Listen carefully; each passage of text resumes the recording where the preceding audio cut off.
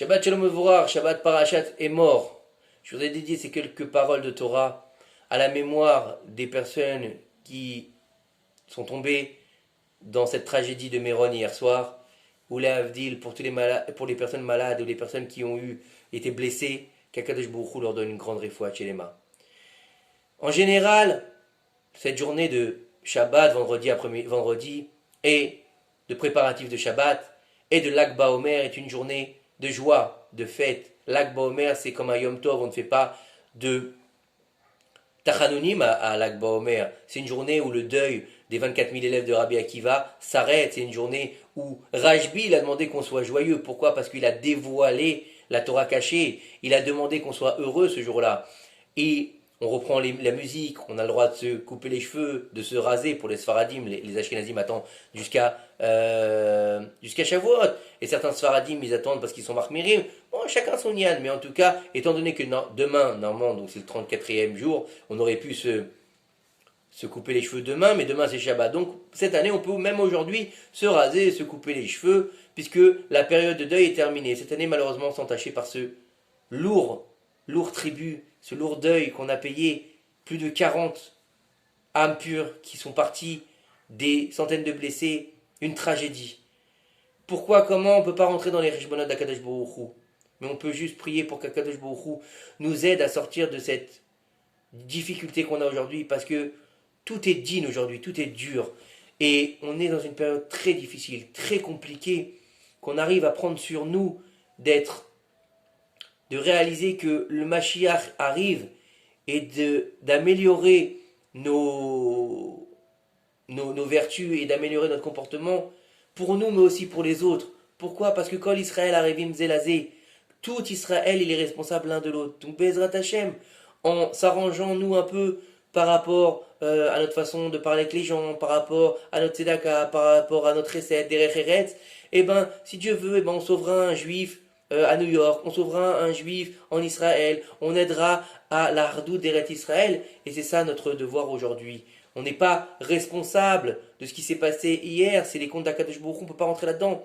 Mais en essayant d'être mieux, Be'ezrat Hashem, on donnera plus de Shmira au Ham Israël. Ça c'était pour la petite parenthèse au niveau de ce qui s'est passé hier, et qu'Akadosh Baruch Hu prenne tous ces impurs et les enveloppes dans le faisceau du Gan Eden Be'ezrat Hashem.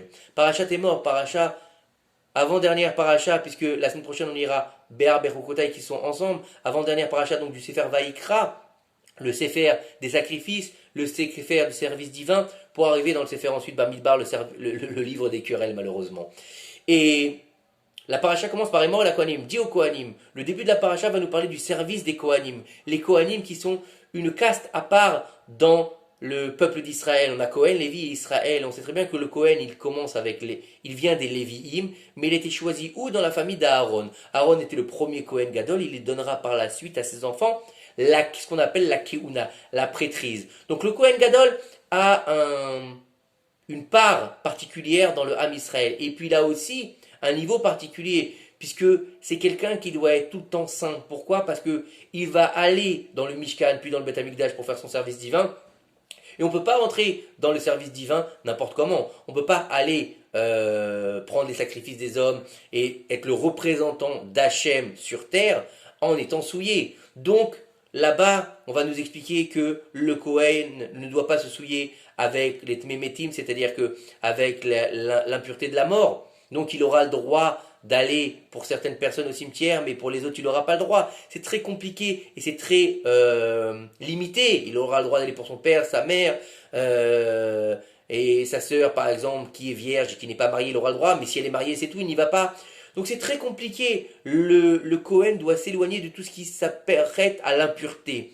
Et aussi, on nous parle dans la paracha des femmes qu'il a le droit d'épouser. Il aura le droit d'épouser une femme vierge, il n'aura pas le droit d'épouser... Bon, après, il y a des différences entre le Kohen Gadol et le Kohen normal, mais ces femmes qui sont divorcées, la Zona, la Halala, la Groucha, elle n'est pas moins bien ou moins intelligente ou moins tzadékette que la Betula. Des fois, il y a des femmes qui sont Betula et qui sont des poisons, malheureusement. Donc, ça peut arriver aussi. Il peut y avoir du bon d'un côté, du bon de l'autre, du mauvais d'un côté, du mauvais de l'autre. Non. Alors, pourquoi est-ce qu'Akadosh Baruch Hu va demander que les Kohanim ne prennent pas ces femmes-là? Pourquoi est-ce qu'il leur dit de ne pas s'approcher des morts? Pourquoi est-ce que là-bas ensuite on voit qu'un Kohen qui aura un moum, c'est-à-dire un défaut, il ne peut pas faire son sacrifice sacrificiel? Il lui manque par exemple un doigt, il n'a pas le droit. Il lui manque un pied, il n'a pas le droit. Pourquoi? Parce qu'en fait, il faut savoir que, étant donné que cet homme-là représente la sainteté, il est le vase communicant entre le divin et l'humain. Il est celui qui fait la jonction entre la terre et le ciel, entre guillemets. Donc il a besoin d'être complètement pur, complètement clean. Donc en fait, quelque part, tout ça va l'amener à avoir quelque part un niveau qui baisse.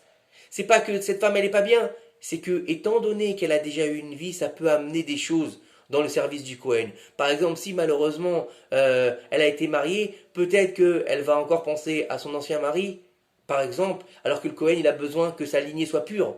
Peut-être que, donc on évite ce genre de situation. C'est pour ça que on le limite. Au niveau de la pureté du mort, c'est une impureté qui est très forte. Donc si il est empli d'impureté, donc c'est-à-dire qu'il est empli du côté obscur, comment est-ce qu'il peut aller dans le service divin? D'accord? C'est comme si quelqu'un, d'accord? Donc il va aller dans les poubelles et après il va aller chez le roi. C'est pas possible, il faut qu'il soit propre. Donc c'est pour ça que le Cohen, étant donné que lui, il était toujours amené à son service divin, il fallait qu'il soit toujours éviter l'impureté des morts parce que c'est une impureté qui est très dure, qui s'accroche, comme ça nous disent nos Chachamim, qui s'accroche à la personne. Donc, le Kohen Gadol, le Kohen Gadol et le Kohen normal dans sa fonction, puisque chaque Kohen peut espérer devenir Kohen Gadol, donc a le devoir de se préserver. C'est tout un lien de sainteté en fait. Se rapprocher de la sainteté pour se rapprocher de la Kadosh Baruch Hu. Tout le Sefer Vaïkra, c'est ça. C'est de savoir comment se comporter dans sa sainteté pour se rapprocher de la Kadosh Baruch Hu. Comme on l'a vu avec comment se nourrir, comment s'habiller, comment se comporter, faire attention à toutes les hervates, ne pas avoir de relations incestueuses, ne pas avoir de relations particulières avec des femmes qui nous sont interdites. Bien sûr pour le Israël, bien sûr pour le Lévi, mais encore plus pour le Cohen, parce qu'il représente la prêtrise. Un prêtre, quelle que soit la religion, d'accord, au jour d'aujourd'hui, on le voit bien que les prêtres, ils sont des gens qui sont à part. On voit que c'est des gens qui sont différents. C'est-à-dire que on les respecte pour leur niveau de rapport avec Dieu, quelle que soit la religion, d'accord? Aujourd'hui malheureusement on n'a pas la Keuna qui est effective, mais on voit par exemple le rabbin, il représente la sainteté, donc on a plus de différence avec le rabbin. Les Havdil, chez les Goïms, on voit que les papes et les prêtres et tout ça, les gens les respectent. Pourquoi? Parce qu'ils représentent le divin. Pareil chez les Arabes, même s'ils n'ont pas le Hémet, on s'en fout. On voit que le Inyan, c'est quoi? C'est que les gens de la prêtrise, ils sont respectés, comme on l'a vu même à l'époque de Pharaon. On voit que Yosef, il a racheté tous les Égyptiens, mais pas les prêtres. Il les a laissés libres. Pourquoi? Parce que c'est quelque chose à part. C'est quelque chose de respectable. Même on le voit que Pharaon lui-même n'a pas mis en esclavage la tribu de Lévi parce qu'il leur dit, vous êtes vous étudiez la Torah, vous n'avez pas besoin. Donc on voit que c'est un respect particulier. Et il faut comprendre que même si on n'est pas Cohen, même si on n'est pas Lévi, on doit prendre exemple sur eux pour s'améliorer dans notre sainteté, pour améliorer notre rapport à Kadosh Baruch Hu, pour comprendre que même nous, c'est vrai qu'on n'est pas Cohen, on ne le sera jamais Cohen. Si on n'est pas né Cohen, on ne pourra pas être Cohen, on ne le sera jamais. Mais c'est pas grave. Je peux jamais être Cohen, mais il vaut mieux un Israël dans la Torah qu'un Cohen à Maharetz, comme ils disent nos sages. Donc de bien comprendre que il vaut mieux quelqu'un d'Israël qui s'appelle n'importe quel nom sauf Cohen et Lévi, d'accord, mais qui soit dans la Torah, qu'un Cohen qui soit pas du tout dans la Torah. Pourquoi? Parce que sa Keuna, qu'est-ce qu'elle vaut? Puisque le plus important, puisqu'il y a marqué comment dire, dans la tfila le matin, Talmud Torah Keneged Kulam. Ça veut dire quoi? Le plus important dans la vie d'un homme, c'est la Torah, c'est le Limud Torah. C'est de pouvoir continuer cette chercherette depuis Moshe Rabbeinu qui nous a été donnée depuis Moshe Rabbeinu, bien sûr avec Abraham, Yitzhak et Yaakov qui a été dévoilé par Moshe Rabbeinu, pour nous rapprocher de quoi? Du service divin. Pour nous rapprocher de quoi? De Shavuot, la fête de Shavuot. Matan Torah, c'est un don, le don de la Torah. Mais est-ce qu'on est capable de le recevoir? C'est ça la question. Est-ce qu'on va être un réceptacle sain pour que la Torah nous habite? Ou bien on a un réceptacle cassé et il va y avoir des fuites? C'est ça la question qu'il faut se poser. En ce grand jour de Lag BaOmer, malgré la tragédie qui s'est passée, il faut comprendre que c'est un jour particulier pour les Yeshuot. Il y a des grandes ségoulottes aujourd'hui pour la tzlacha, pour la parnassa, pour le shalom bayit, pour trouver une bonne maison si on a besoin. Et ce qu'il faut faire aujourd'hui, c'est allumer 17 bougies, qui est la gematria de Tov, et de demander à Kadosh Baruch Hu ce qu'on a besoin. Pourquoi des bougies? Pourquoi de la lumière? Pourquoi le rapport avec ce feu? Parce qu'on dit que le jour où Rabbi Shimon Bar Yochai il est mort, à ce moment-là, il y avait une marloquette entre les gens de Tzipori et les gens de Méron, où est-ce qu'il allait être enterré. Et au moment où ils sont sortis de la maison, quand ils étaient en train de se curler, ils ont dit bon, il est mort, il est sur son lit, on va peut-être pas déranger. Ils sont allés, non, il est chez nous, non, il est chez nous, on va enterrer chez nous. À ce moment où ils sont sortis, le lit s'est levé, entouré de feu, il s'est levé dans les airs, il a volé jusqu'à la caverne. Donc jusqu'à la caverne, la grotte s'est ouverte, il est rentré à l'intérieur et la grotte a été fermée par les anges. Et un serpent s'est mis devant la grotte pour que personne ne rentre. Donc pourquoi on rappelle les Médorot et pourquoi le feu? Parce que chez Rabbi Shimon Bar Yochai, c'est un rapport avec le feu qui brûle, le feu de la Torah, le feu qui doit brûler en nous. Et aussi de quoi que Rajbi, il a mis en lumière justement, il a mis en lumière quoi? Le Zohar HaKadosh, ce qui est la Torah cachée. Et aujourd'hui, si on n'a pas la Torah cachée, on ne peut pas comprendre où est-ce qu'on va Bezrat Hashem. Donc apprendre le Zohar, apprendre le Tanya bien sûr quand on est capable, ou bien écouter des cours qui en parlent, parce que même si on n'est pas capable de l'étudier, d'avoir des petites références, c'est important. Et Bezrat Hashem, que Kadosh Baruch Hu, il nous aide dans cette période difficile, il nous donne des bonnes Yeshuot, de la tzlacha pour tout le Ham Israël, et qu'on n'entende que des bonnes nouvelles avec le Mashiach, Bimera Be'amenu, Amen, Shabbat, Shalom, ou Mevorach.